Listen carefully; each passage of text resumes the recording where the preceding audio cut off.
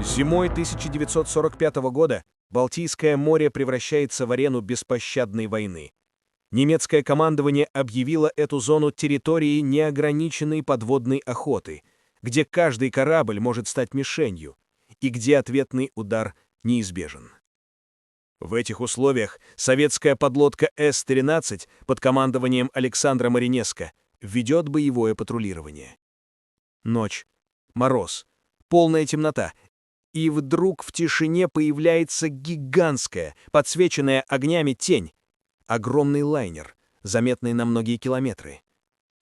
Такая картина сразу вызывает подозрения. Гражданские суда так не идут.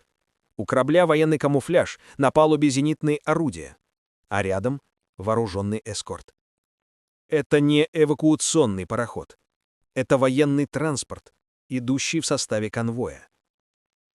Пока позже историки установят, на борту находились сотни подводников Кригсмарине, будущие экипажи новых немецких субмарин. Но в ту ночь Маринеско видит лишь объективные признаки цели, представляющие угрозу. На войне такие решения принимаются мгновенно. Ошибаться нельзя. Подлодка выходит на позицию для атаки. В прозрачную тьму уходят 3 торпеды. Секунды тянутся, как вечность. И вот серия взрывов.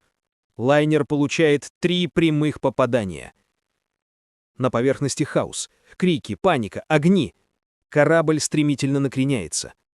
Но советская подлодка не всплывает. Любая попытка помочь означала бы верную гибель экипажа. С-13 продолжает выполнять боевую задачу в зоне, где немцы сами уничтожали все, что находили. Позже эта атака будет названа «атакой века». Позже начнутся споры, кто был на корабле, сколько там было гражданских, почему он шел под огнями. Но одно останется неизменным. В ту ночь командир С-13 действовал в рамках военной обстановки, перед ним находилась крупная вооруженная цель, и ее уничтожение серьезно ослабило подводный флот Германии. Трагедия Гуслова стала одной из самых драматичных страниц войны. Но она также стала напоминанием о том, что на линии фронта решения принимаются не в кабинетах, а в холодной темноте моря, где каждый командир действует так, как требует война.